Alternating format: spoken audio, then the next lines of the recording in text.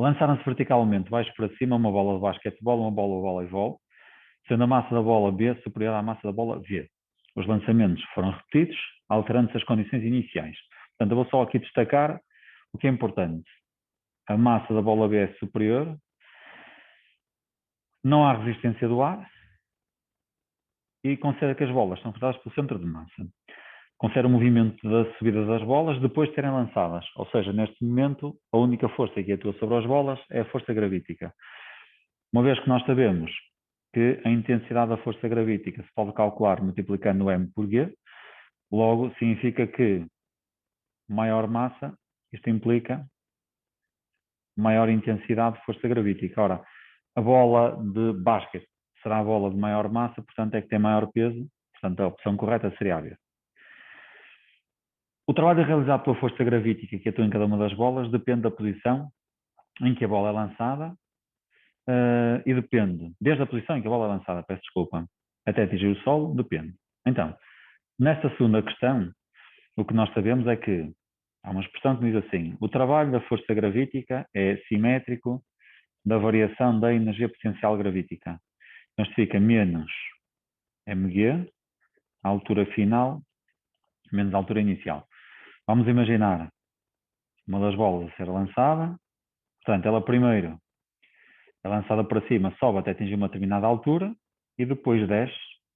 Parem, eu aqui estou a desenhar a trajetória ligeiramente ao lado, que é para não ficar sobreposta. Mas quando a bola desce, ela vai chegar aqui à posição final. Se vocês repararem, esta é a posição do início, esta é a posição do fim, esta é a altura máxima, mas tendo em consideração que aqui está escrito, a altura final é esta, a altura inicial é a posição de lançamento, portanto, o trabalho da força gravítica não depende da altura máxima, depende da posição onde a bola é lançada e a posição do chão. Portanto, na prática, depende da distância da bola até ao solo, na posição em que é lançada. Então, será esta daqui. Num dos lançamentos efetuados, as duas bolas são lançadas em simultâneo, tendo-se registado em vídeo o seu movimento. A análise desse vídeo permitiu determinar que, desde que as bolas foram lançadas até terem atingido o solo, as componentes escalares das suas posições, posição B e posição na bola V, em relação ao referencial, variam com o tempo de acordo com as equações. Considere a componente escalar da aceleração. Então vamos tentar criar aqui alguma harmonia nestas equações. Portanto, eu sei que esta é a posição do início, esta é a velocidade do início, e este valor aqui é metade de G. Ora, eu sei que durante todo o movimento a aceleração é a aceleração gravítica, portanto permanece constante, e tem um sinal negativo, porque nós estamos a considerar que o movimento ascendente ocorre no sentido positivo. Então, se o referencial é positivo para cima, então vamos ter que ter uma aceleração constante no sentido negativo. Portanto, seria a opção C. Utilizando exclusivamente as potencialidades gráficas da calculadora, a componente escalar da velocidade da bola de voleibol em relação ao referencial Y, no instante em que as duas bolas têm a mesma componente escalar de posição, vamos calcular. Como é que nós fazemos isto? Então, em primeiro lugar, nós estamos numa calculadora gráfica, não vai dar jeito. Então, aqui nesta calculadora gráfica, cada um de vocês tem que utilizar a sua, obviamente, não é? Então, na primeira equação nós temos 0,57, não será 0,57 mais 5,44x menos 4,88 vezes o x quadrado.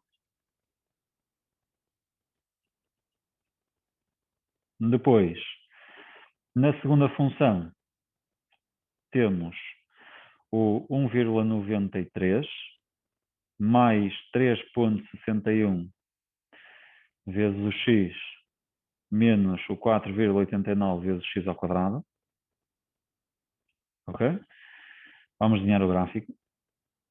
Reparem, claramente, há ali uma interseção. Agora, neste gráfico, nós podemos calcular a interseção, ok? E a interseção ocorre ali naquele ponto. Portanto, se nós representarmos o gráfico, a resposta correta seria, nós faríamos uma transcrição do gráfico. Reparem que temos de ter aqui algum espírito crítico. Esta é a posição em metro. Este aqui será o tempo em segundo. Nós sabemos que esta será a expressão para uma das bolas. E depois temos a outra. O gráfico será algo assim. Okay? E o ponto, que é o ponto que me importa, é este. Que é o ponto de interseção. Então, o ponto de interseção tem coordenadas de 0,74 segundos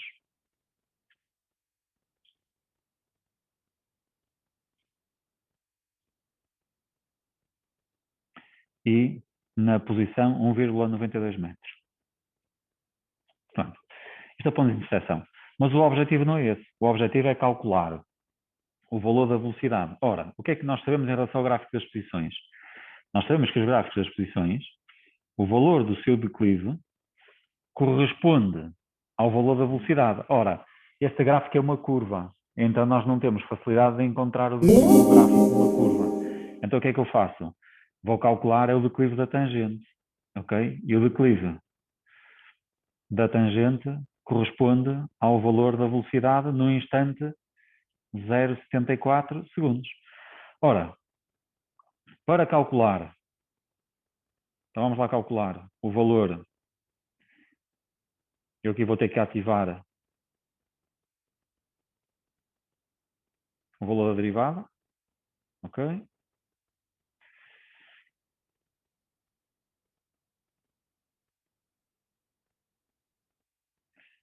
Ok. E então, temos ali uma função e temos aqui outra função. Então, aquele valor que vos aparece em baixo com uma linha, no ecrã da minha calculadora, aquilo é o declive da tangente, digamos assim. Nesta calculadora aparece assim com uma linha. Portanto, este valor aqui é de menos 3,63 metros por segundo. Objetivamente, cada uma das calculadoras terá um procedimento diferente, vocês têm que calcular o declive da função. Depois diz-me assim: considere o movimento da bola de basquetebol desde o instante imediatamente após a primeira colisão com o solo até o instante imediatamente antes da segunda colisão. Qual dos esboços do gráfico seguintes pode representar a energia mecânica? Então, o que é que nós sabemos em relação à energia mecânica? Nós sabemos que a variação da energia mecânica é igual ao trabalho das forças não conservativas. Ora, neste exercício é referido que nós podemos desprezar as forças dissipativas. Nós temos cá em cima que é desprezável a resistência do ar. Se a resistência do ar é desprezável, significa que, na prática, a única força que está a atuar é o peso. Como vocês sabem, o peso é a força conservativa por excelência, portanto a variação da energia mecânica é igual a zero. Se a variação é igual a zero, então a energia mecânica permanece constante. Se permanece constante, será o esquema A. Segundo grupo, temos um tubo cilíndrico, tem uma altura de 1,10 m, é fechado em ambas as extremidades. Quando se inverte o tubo, as esferas caem praticamente na vertical e colidem com a base inferior do tubo. Se nós repetirmos diversas vezes o procedimento, há um aumento da temperatura das esferas. Vamos só tentar interpretar aqui um pormenor. Imaginem que vocês têm aqui só uma das esferas, ok? E esta esfera vai cair, bate cá no fundo e volta a ficar parada, não é? Então o que é que eu sei? Eu sei que a energia mecânica do início é igual à energia potencial gravítica do início mais a energia cinética do início. Ora, no instante em que a esfera inicia a queda, não tem energia cinética, portanto este valor é nulo, portanto ficou só mg à altura de início. Quando a esfera colide com o fundo do tubo, ela vai colidir e vai ficar parada. Então significa que a energia mecânica final, portanto após a colisão, é igual à energia potencial gravítica final com a cinética final. Ora, energia potencial gravítica, como nós estamos com a esfera no nível de referência, que é a posição mais baixa, não tem energia potencial gravítica. A energia cinética é nula porque a esfera, depois de colidir, fica parada, então não tem energia mecânica. Fica com a energia mecânica nula. Então, qual é o valor da variação da energia mecânica de cada vez que a esfera cai? É igual à energia mecânica do início, menos a do final, menos a inicial. A inicial será dada por energia potencial gravítica do início, que é o mg vezes o h. Portanto, vai ficar 0 menos mg à altura do início. Pronto. Isto é a variação da energia mecânica de cada vez que a esfera cai. Na prática, ela no início tem energia potencial gravítica, depois de colidir lá com o fundo do tubo, fica sem energia nenhuma, fica sem energia potencial e sem energia cinética. Mas há aqui uma questão que é importante, que é a energia não desaparece. Então, se a energia desaparece, ela transforma-se ou transfere. Na prática, a energia mecânica da esfera, portanto, a energia que estava associada ao seu movimento, é dissipada, é transformada em calor e vai fazer aumentar a temperatura da própria esfera e do tubo onde a esfera contacta. Na prática, nós temos o principal processo de transferência de energia. Então imaginem vocês a esfera a descer. A única força que atua é a força gravítica durante a descida. Qual é o processo de transferência de energia que é responsável pelo aumento da temperatura das esferas? Então, nós temos o peso que exerce força na esfera, faz aumentar a sua velocidade e depois, quando a esfera colide com a base do tubo, há outra força que vai fazer essa energia ser dissipada. Quer num caso, quer no outro, a transferência de energia ocorre por ação de uma força. Então, o processo é a sua forma de trabalho. Segunda questão. Conserva o intervalo de tempo, desde que a esfera inicia a queda até imediatamente após a sua colisão com a base do tubo e considera que a transferência de energia das esferas para o tubo não é desprezável. Então, na prática, o que é que acontece? Vai acontecer que a energia potencial gravítica do início, durante o movimento de descida, vai ser transformada em energia cinética, só que depois a esfera colide com a base do tubo. E ao colidir com a base do tubo, ela fica parada. Então, toda a energia potencial gravítica se vai transformar em energia interna. Energia interna de quem? Energia interna da esfera, que vai aumentar a temperatura da esfera, e energia interna do próprio tubo. Portanto, o que é que nós podemos dizer? Que, durante este movimento, a energia mecânica do sistema vai-lhe acontecer qualquer coisa. Vai diminuir, porque ela vai ficar sem energia mecânica, vai parar. Então, será a diminuição. É superior à variação da energia interna da esfera. Porquê que é superior à variação da energia interna da esfera? Porque, como a diminuição da energia mecânica vai resultar no aumento da energia interna da esfera e do tubo, então, se aqui tivesse a variação da energia interna das esferas e do tubo, então seria igual. Neste caso, nós estamos a comparar só com a variação da energia interna da esfera, então o que diminui da energia potencial é maior do que aumenta a energia interna da esfera, porque vai aumentar quer na esfera, quer no próprio tubo. A experiência é realizada com esferas de chumbo, com uma massa M. Invertemos o tubo 50 vezes. A experiência é uns 50 vezes. Calculo a variação da temperatura das esferas de chumbo. Ora, vamos fazer aqui uma conta fácil. Eu sei que de cada vez que as esferas caem, a variação da energia mecânica está aqui. Okay? É igual a menos mgh. Então, qual é a variação da energia mecânica total? Vai ser igual a 50 vezes menos mgh. Portanto, temos 50 vezes a massa, vezes o G, que são 10, vezes o H, que é 1,1, com sinal negativo. Portanto, isto vai dar 10 vezes 1,1, são 11, vezes 50, são 550, dá menos 550 M. Logo, a energia dissipada será igual à variação da energia mecânica total, será igual a 550 M. O que é esta energia dissipada? Energia dissipada é a energia que é transformada em calor e fará aumentar a temperatura das esferas. Então significa que a variação da energia interna das esferas será dada por mc vezes a variação de temperatura. Logo, 550 vezes a massa igual à massa vezes 129 vezes a variação da temperatura. Logo, a variação da temperatura, simplificamos aqui o valor da massa, será de 550 sobre 129. O que dá um valor aproximado de 4,3.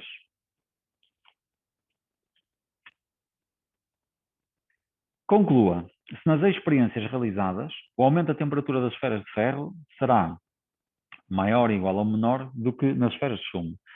Vamos refletir. Nós sabemos que a variação da energia interna de um sistema termodinâmico é dada por mc vezes a variação da sua temperatura. Ou seja, a variação da sua temperatura é igual à variação da energia interna sobre m vezes a capacidade térmica mássica. O que é que nós sabemos?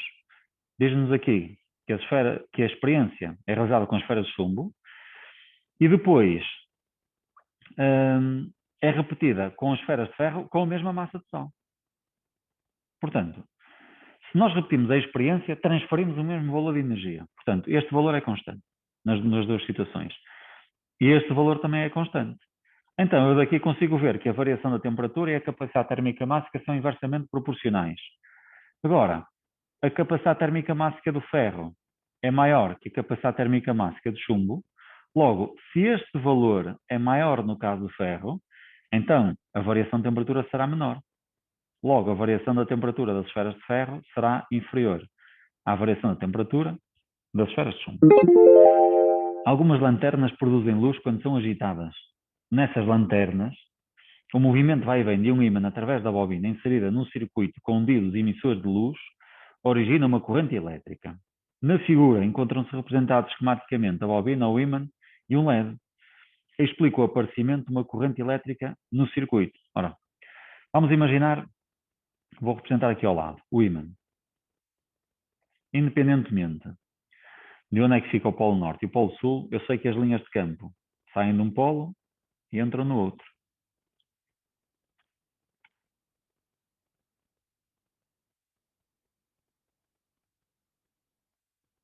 Pronto. Suponham agora que eu agito o ímã aqui. Assim. Se vocês repararem, o campo magnético do ímã, de facto, é constante. Porém, o que me importa não é o campo magnético do ímã, mas é o campo magnético na região onde o ímã se encontra, ou melhor, onde a bobina se encontra. Nesta posição, há um número grande de linhas de força do campo magnético que intercepta a bobina. Logo, se eu afastar, reparem, o número de linhas de campo que intercepta a superfície da bobina é menor. Traduzido isto por miúdos, o campo magnético criado pelo ímã no local onde se encontra a bobina é menor. Então o campo magnético é menos intenso, mais intenso, menos intenso, mais intenso, menos intenso e assim sucessivamente. Portanto, na prática, o que nós podemos dizer aqui é o seguinte. O ímã cria o quê? Primeiro ponto. O ímã cria um campo magnético. A intensidade do campo magnético varia no local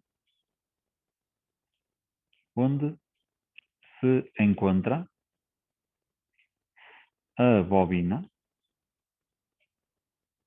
devido ao movimento do ímã.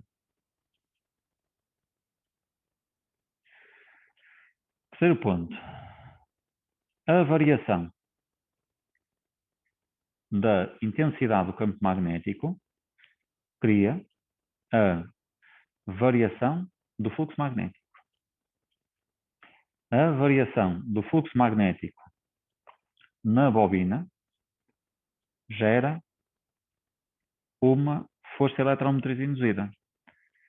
A força eletromotriz induzida na bobina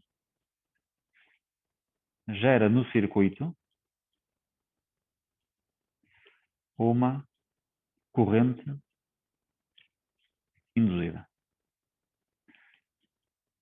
Portanto, na prática, o movimento do ímã faz variar o fluxo, a variação do fluxo cria uma força eletromotriz e a força eletromotriz cria uma corrente. Exercício seguinte. Ora, eu tenho gráficos do fluxo em função do tempo e quero associá-lo a um gráfico da força eletromotriz em função do tempo. Quando eu tenho um gráfico em que nós temos o fluxo magnético em função do tempo, nós sabemos que será o declive deste gráfico, o declive é igual à variação do fluxo num certo intervalo de tempo. Logo, o módulo do declive é o módulo da variação do fluxo sobre o intervalo de tempo, portanto, isto é o módulo da força eletromotriz induzida. Portanto, eu tenho que ter um gráfico que tem um declive constante e que depois tem declive nulo. O único gráfico que obedece a esse requisito é este.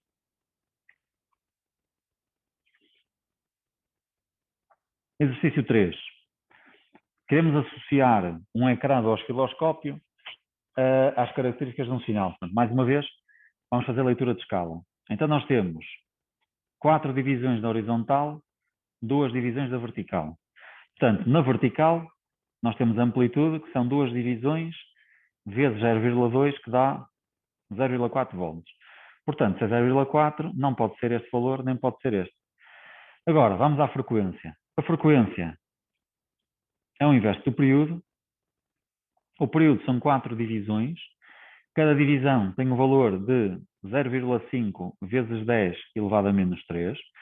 Portanto, isto dá um total de 2 expoente menos 3, portanto há 1000 meios que são 500 Hz. 500 Hz será 0,5 kHz. Portanto, será a opção A. Exercício 4. Considere o circuito que está esquematizado na figura. Temos o gerador ideal. Temos o interruptor K2 aberto. Passa uma corrente I no amperímetro. Reparem, o amperímetro só está intercalado no circuito da resistência 1. Preveja se a corrente que é medida no amperímetro aumenta, diminui ou se mantém constante quando se fecha o interruptor 2. Portanto, eu vou representar aquele circuito de uma forma que nos é mais familiar. Portanto, nós temos a fonte, temos aqui o nó, temos aqui a resistência 1, aqui a resistência 2.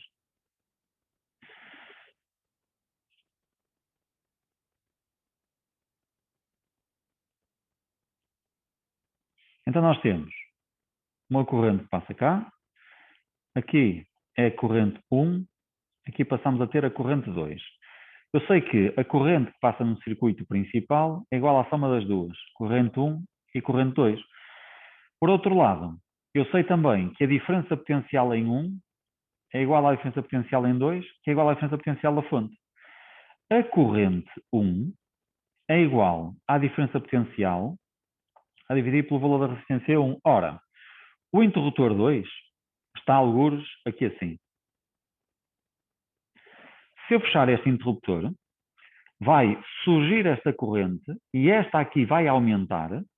No entanto, a corrente 1 não vai sofrer alteração nenhuma, porque reparem, a corrente 1 depende de quem? Da diferença potencial da fonte e da resistência 1. Nenhum destes parâmetros se alterou.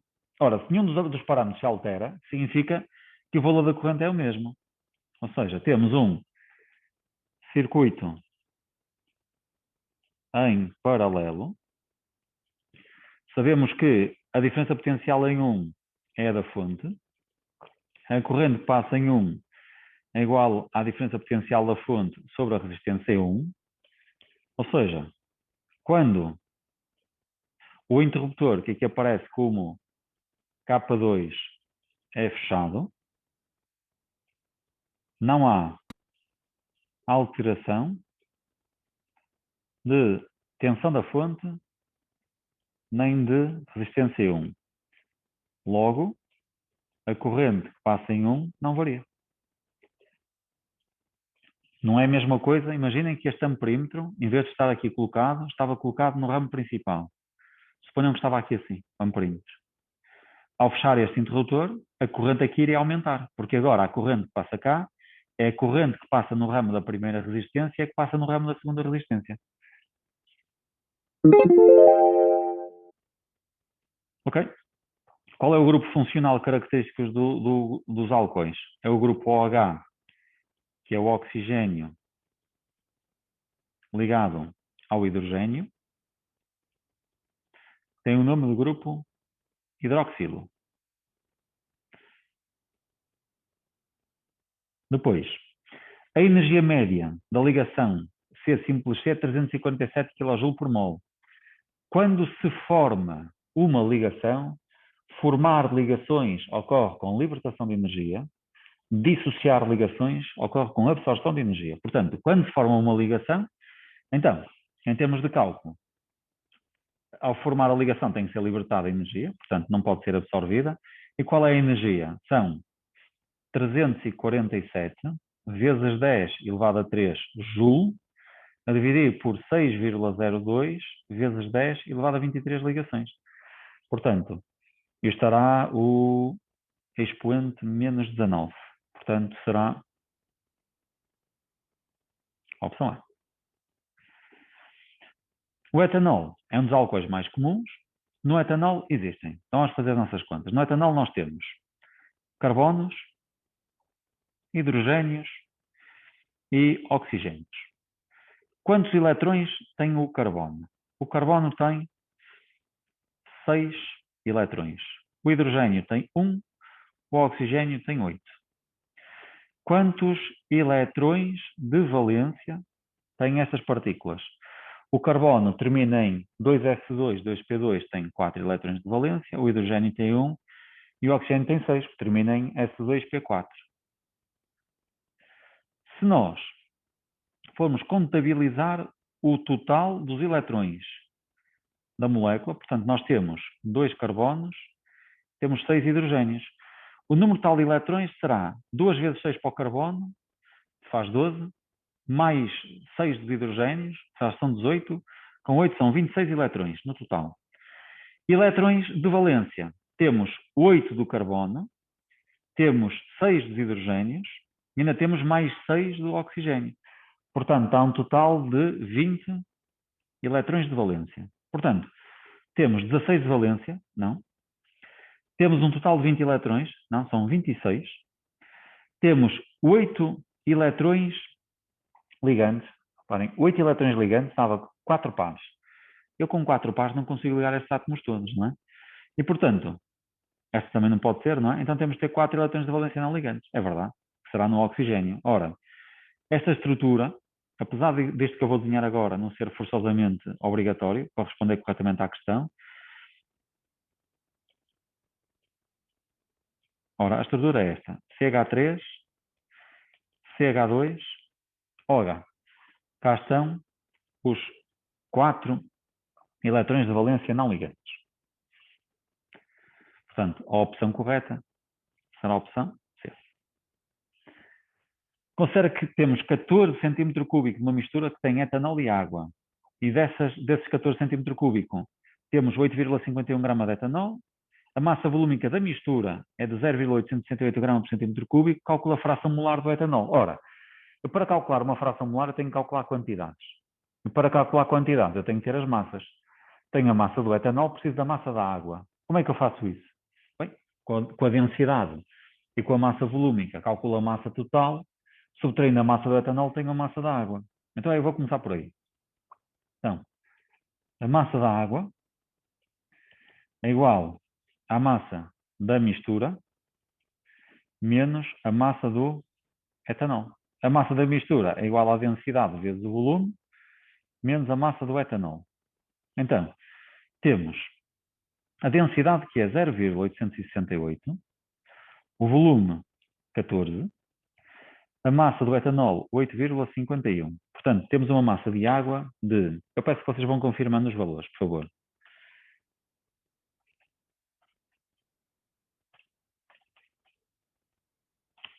3,642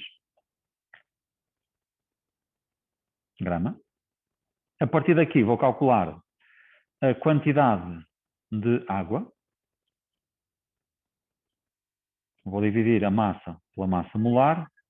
3,642 sobre 18,02 dá 0,202 mol. A quantidade do etanol, que é o C2H6O, será igual ao 8,51 A massa molar será 46,08,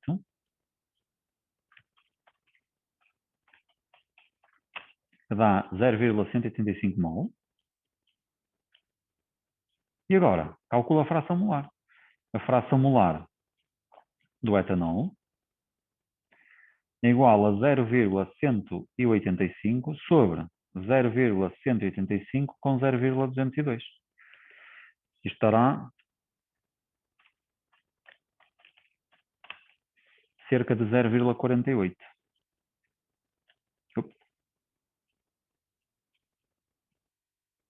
Ora, está calculada a fração molar. Agora temos um cálculo estequiométrico simples. Diz-me que temos 3 toneladas de beterraba sacarina. Esta beterraba sacarina tem 20% em massa de sacarose e nós queremos calcular o valor da massa do etanol que nós podemos obter. Então, primeiro, eu vou calcular a massa de sacarose. A massa do C12 H22 ao 11 será igual a 20% de 3 toneladas. Portanto, são 3 vezes 10 elevado a 6, que dá um total de 6 vezes 10 elevado a 5 grama.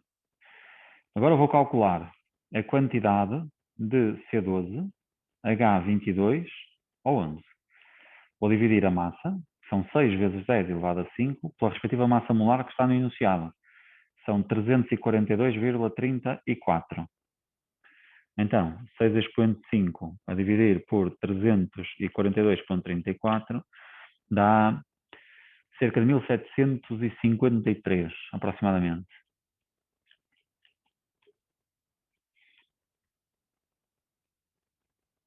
De acordo com a estequiometria é na proporção de 1 para 4. Portanto, a quantidade que eu estou à espera de obter de etanol, de CH3, CH2OH, será de 4 vezes o 1753. Portanto, está aproximadamente 7,01 expoente 3. Logo, a massa de CH3, CH2OH será dada por 7,01 vezes 10 elevado a 3 vezes a massa molar. Ora, a massa molar é o 46,08, portanto será aproximadamente igual a 3,23 vezes 10 elevado a 5. Portanto, isto está calculada a massa. Diz-me, o acetato etilo, o ácido acético e o etanol participam em meio ácido numa reação que é traduzida por esta equação. Ora, aqui nada me diz quais são as condições iniciais deste equilíbrio. O que é que isto significa?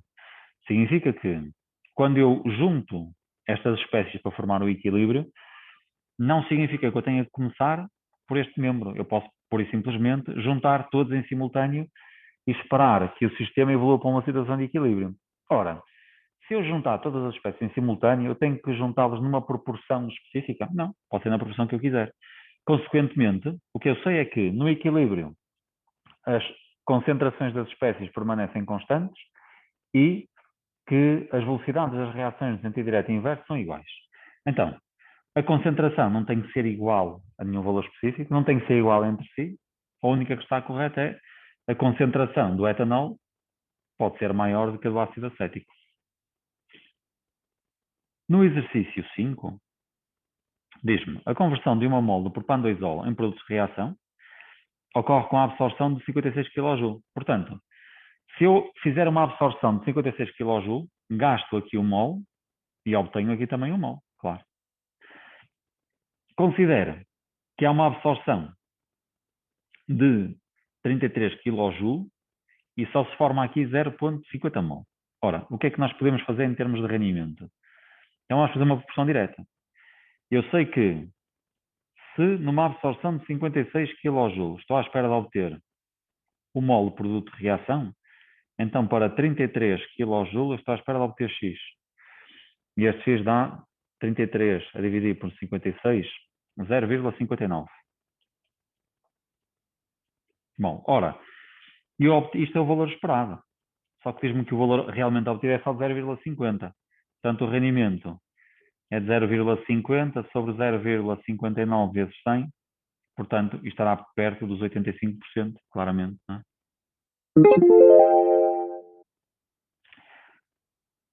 No grupo seguinte diz assim, ora, temos o cálcio. Vamos fazer configuração eletrónica para o cálcio no estado fundamental.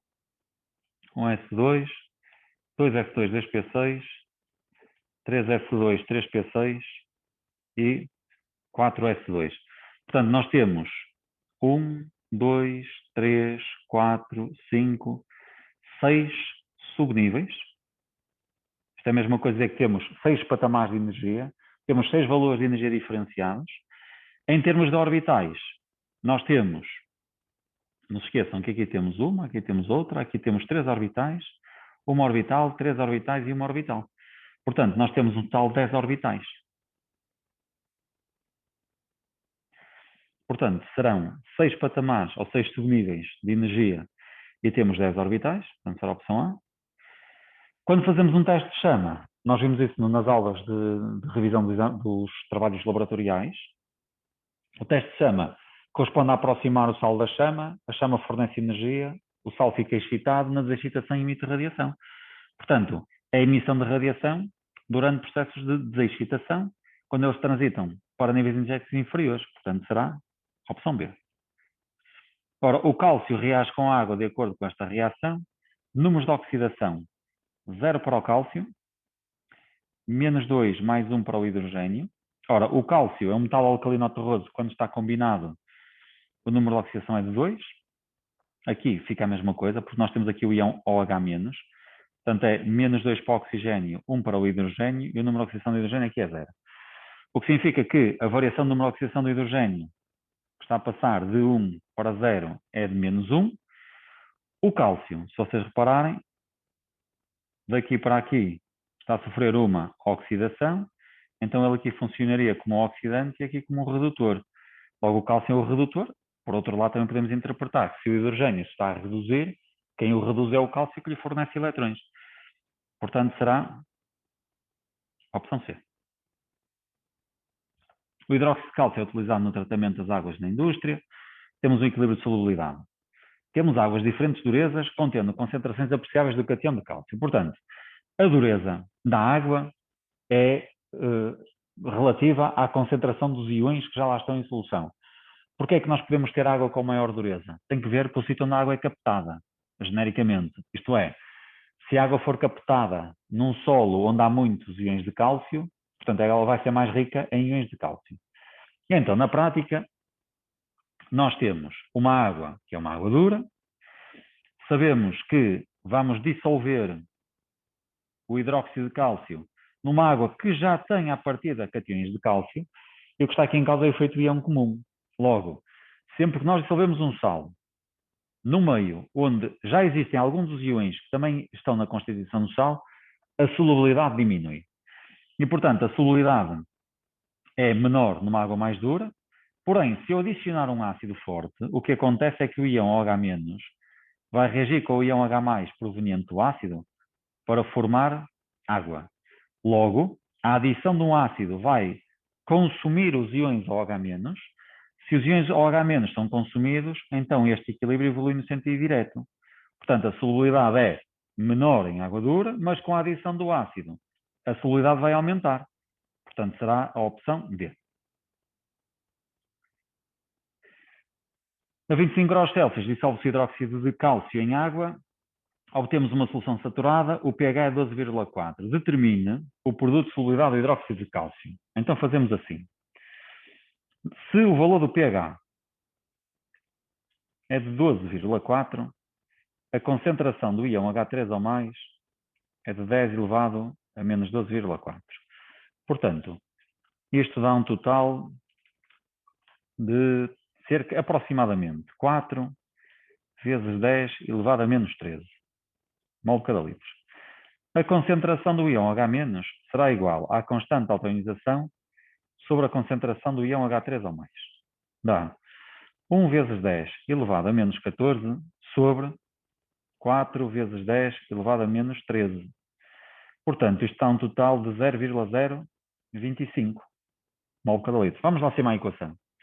Ora, quando eu promovo a dissolução do hidróxido de cálcio em água e a solução fica saturada, a concentração do cátion de cálcio corresponderá à solubilidade e aqui ao dobro da solubilidade. Então, o que é que eu já sei? Se a concentração do íon OH- é igual ao dobro da solubilidade, então a solubilidade será igual à concentração do íon OH- sobre 2. Portanto, dará 0,0125 mol por cada litro. O produto de solubilidade é igual à concentração do cátion de cálcio vezes a concentração do íon hidróxido ao quadrado. Isto será igual à solubilidade vezes o dobro da solubilidade ao quadrado. Eu vou lá acima outra vez para vos mostrar, ok? O que está aqui em causa são estes valores. Isto vai me dar um total de 4 vezes S ao cubo. Portanto, 4 vezes 0,0125 ao cubo, que dá cerca de 7,8 vezes 10 elevado a menos 6. Finalmente, queremos a configuração, a melhor, qual é a espécie química que tem os mesmos eletrões que o cátion de cálcio. Portanto, o cátion de cálcio 2+, nós aqui em cima já fizemos a configuração dele. E, portanto, o cálcio 2+, não tem estes 3 eletrões. Portanto, passa a ter 2, 4, 10, 12, 18 eletrões. Qual é a espécie química que também tem 18 eletrões? Ora, o potássio tem número atómico 19, o magnésio tem número atómico 12, os outros têm número atómico superior ao do cálcio. Portanto, se vocês repararem, não faz sentido. A única que será, a hipótese correta será esta daqui.